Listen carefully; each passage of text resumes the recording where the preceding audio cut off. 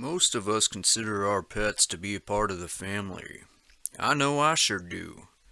So when something happens to them, it could turn our world upside down and then some. I've covered quite a few missing person cases that involve the disappearance of a pet, along with their owners. In some instances, it's only the pet that goes missing. In fact, you may remember the story I shared about two dogs who mysteriously vanished at a rest stop just outside of Rocky Mountains National Park. The experience left their owner completely devastated, and had quite the impact on our listeners as well. So this video is dedicated to all the pets that go missing in our state and national parks, and to the owners who have suffered emotionally from it. Perhaps by sharing these stories, I'll be able to create more awareness for the problem, so that we can address it accordingly.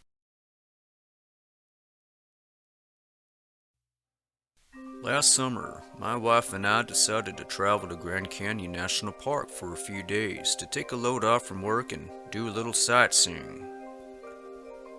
We also brought along Ariel, our 5-year-old corgi, whom usually accompanied us during most trips. Other than the occasional bathroom break and walk around the parking lot, she was a dashboard dog, and usually preferred to stay inside the car with the windows cracked just slightly. We found parking right in front of Grand Canyon Lodge at the northern rim of the park, and decided we'd take a small hike out to Bright Angel Point. From where we were parked, it was only about a half-a-mile round trip to the ridge, and it provides a dramatic view of Roaring Springs and some of the surrounding canyons, including Bright Angel Canyon. Before we hit the trail, I cracked the windows, fed Ariel a biscuit, filled her water bowl before locking the doors and heading out. The same routine we've done 1,000 times. Kinda like putting on your seatbelt before firing up the engine. Well, as you might imagine, we weren't gone for very long.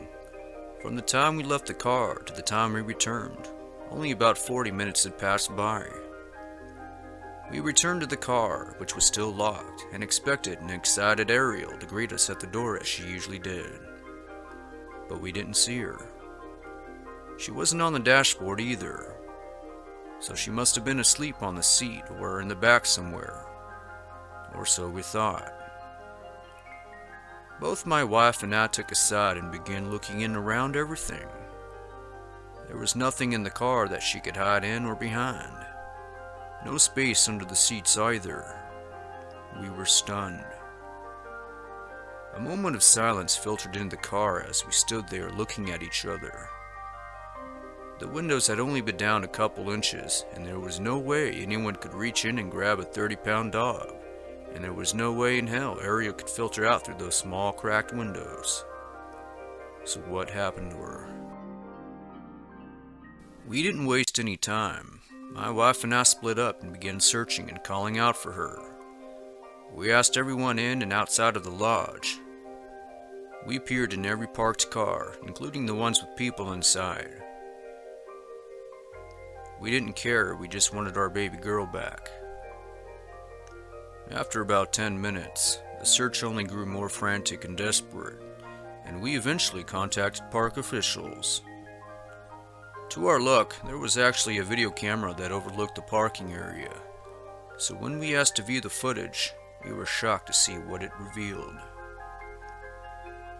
We were able to see the point where we left the car. It clearly shows us locking the door and walking away. At that point, Ariel is seen lying on the dashboard after a few minutes. She gets up, and then jumps down onto the seat below, just slightly out of view from the camera. But after that, nothing happens. Nothing until we return 40 minutes later. Ariel is never seen again on footage, and nobody else is seen approaching the car either. Ariel simply vanished. How does this happen? How is it possible? Based on the location of the camera, there was a small blind spot toward the back and rear of the car. Is it possible she slipped out, entered the blind spot, and disappeared from there? If so, why didn't she reappear on the camera as she would most certainly have after leaving the blind spot? Why were our cars still locked when we came back? Essentially, there was nowhere for her to go. The security officer who helped us review the footage was just as perplexed as we were. In fact, he helped spread the word of her disappearance, and we're very grateful for this. Ariel never did re-emerge from that dreadful parking lot, and we never received any promising leads. I need to know if anyone else out there had a similar experience. It would provide some comfort to know that we're not alone in this. Thank you for sharing my story.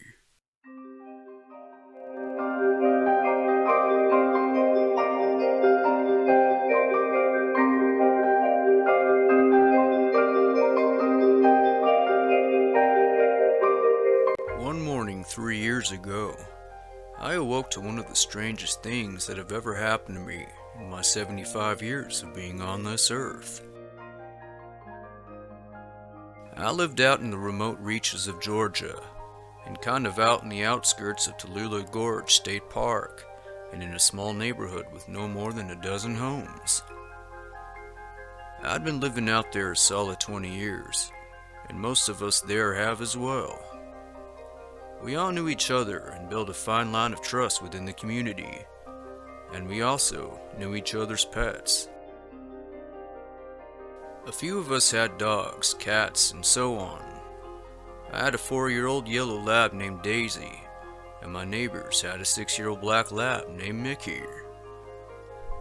They weren't the best of friends per se, but they tolerated each other around barbecues, get-togethers, and whatnot. Let me tell you what occurred on the morning of January 3rd, 2016. I woke up nice and early around 6 a.m. to get ready for the day. I was an early bird and was usually up before my wife was. Daisy was asleep at the foot of the bed, but as soon as I got up, she did too. But when I sat up, brushed the covers off, and stepped out onto the hardwood floor, I was shocked to find a different dog lying in her spot and peering up at me. It took me a moment to realize it was the neighbor's dog Mickey, and she was just as confused as I was. There was a moment of silence as we both sat there staring at one another. Slowly, she began smelling her surroundings, trying to make sense of where she was. After a moment, she cautiously went over to me and smelled my hand, making sure it was me and not some total stranger. While my wife was asleep, I left the room and began calling out for Daisy. Mickey followed me around as I went from room to room, but I was unable to find her. I wasn't sure what to think, so I decided to walk over to the neighbors to return their dog. As soon as I hit the driveway, my neighbors, still in their night clothes, rushed over to meet me, with Daisy at their side.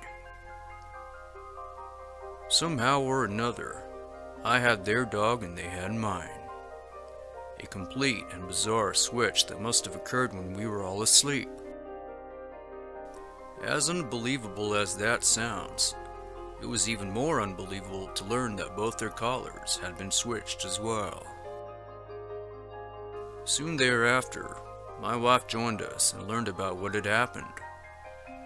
We discussed it for most of the morning, but still couldn't make any sense of it.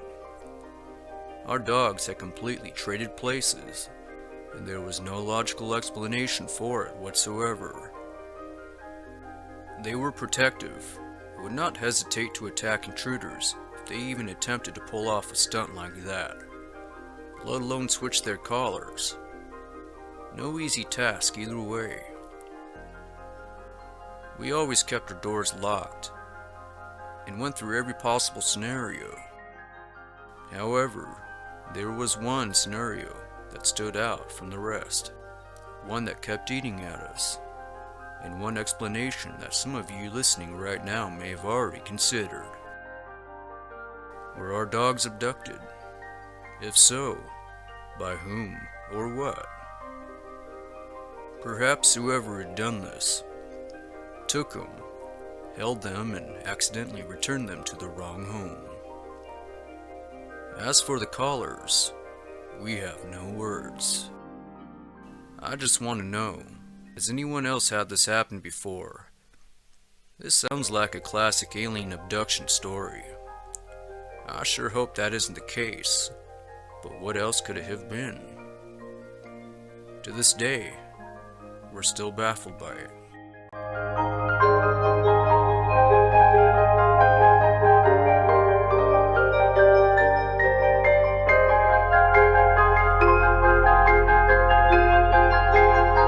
In the summer of 2002, I was a seasonal employee at Standish State Park in Northern California, which is located in a fairly remote coastal region of Mendocino County, and near a sleepy little town called Leggett.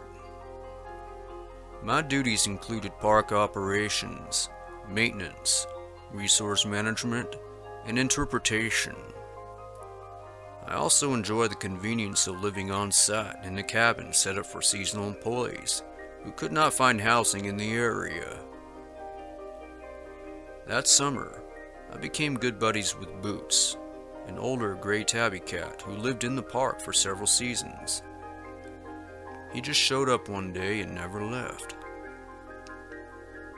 Boots spent most of his time outdoors, but didn't venture very far from the park center, and by night, he was usually waiting at the front door of the office or the cabins to be let in. Even during the slow season when the cabins were vacant, there was always someone who came to visit and check up on him.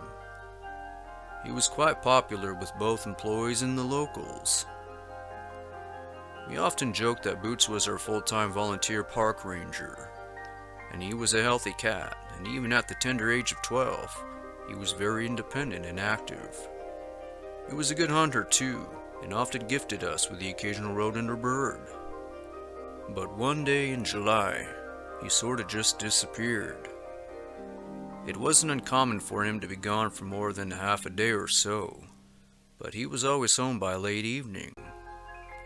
So after 3 days of not seeing him, we all assumed that something had happened to him. Standish State Park was surrounded by wilderness and plenty of dangerous wildlife, including cougars, bear, and even wild boar. Plenty of people filtered in and out of those parks on a daily basis. Some people come to the park to camp while others enjoy surrounding hiking trails in the South Fork River, which runs parallel and behind the campground. At the very edge of the campground is a steep trail that leads down to a large swimming hole that attracts a sizable crowd on most days. During my free time, I would often take advantage of this. On one particular afternoon, I went down to the swimming hole and hiked upstream and slightly out of view from a large crowd that had already gathered there. I set my things on the beach and waded myself in, taking my time getting accustomed to the cool water.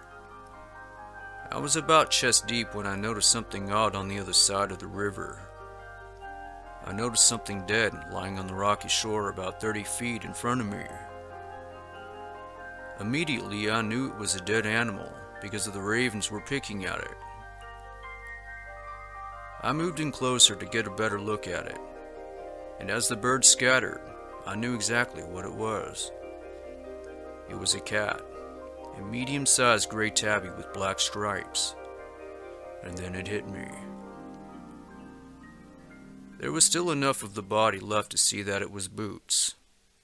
It was him all right. That was her cat. He had been gone for several days, and somehow ended up way out here. It wasn't like him to wander out this far, ever. Something must have dragged his body out here and away from the campground. But upon closer examination, I saw something disturbing that made me dismiss my initial thoughts that this was the product of animal predation. Have you ever seen a picture of a so-called cattle mutilation? Well, that's exactly what it reminded me of. I could go further into the description, but I'll spare you the graphic details. Whoever or whatever had done this used exact precision, and I'd never seen anything like it until that day. You could see where the ravens left their signature, but you could also see where the other damages were too. Very unnatural by comparison. It looked as though Boots was experimented on. As difficult as it was, I knew I had to document this, and so I took some photos to show to the others. Everyone pretty much came to the same conclusion, that something weird and ominous happened to that poor cat. A cloud of disbelief hovered over us, and things weren't quite the same at the park after that discovery. We gave Boots a proper burial, and after that, I ended my work there. Standashiki State Park is a beautiful place to visit during the summer, but after that experience, I don't think I could ever go back.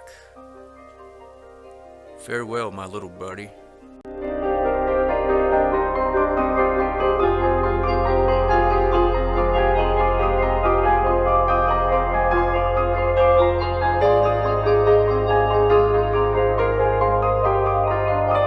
Our dog Jenny had a litter of 6 puppies about 3 months ago. Jenny, a 5-year-old Chow Husky mix, had mated with a stray black lab that wandered onto the property for a few days before disappearing. My wife and I live out on a 40-acre parcel of land in the middle of rural Wisconsin country and pretty far from the nearest neighbor. We had a good read on all the comings and goings of various animals, friends, and visitors overall. So as you might imagine, we were shocked to see what kind of puppies our dog gave birth to. They weren't Chow Husky or even Black Lab. Not even close. Instead, they were purebred Irish Setter puppies. We wouldn't believe she had given birth to them if we didn't see it for ourselves. No, we were there in the barn when it happened, from beginning to the end. We have no other dogs, and none of our neighbors had Irish Setter dogs either, nor have they ever. So how could that have happened?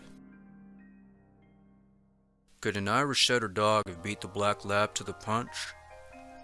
Sure, but like I said, we would have seen evidence of this at one point or another. Well, a strange thing happened a few nights prior to the birth. I was out on my front deck, working on a project, and Jenny was lying down next to me napping. But then out of the blue, she jumped up and shot off into the woods. My initial thought was she went to go chase after something, but she hadn't returned for quite some time. In fact, she would be gone for the remainder of the afternoon and well into the night. It was about 11 p.m. when she eventually wandered back and sat by the front door to be let in. When we saw her, she was unusually clean and had acted if nothing had happened. Not what I expected from a dog who went thrashing around in the woods for half a day. This struck us as very odd, and we could never figure out what prompted such strange behavior. It all seemed unprovoked and just plain random. But going back to the puppies, I've never heard of a mixed breed dog giving birth to purebred puppies in this way. It almost seemed manipulated, like someone had done some sort of medical procedure on Jenny to affect the outcome. I've never been able to make sense of this, but maybe some of your listeners will. Thanks for letting me share my story.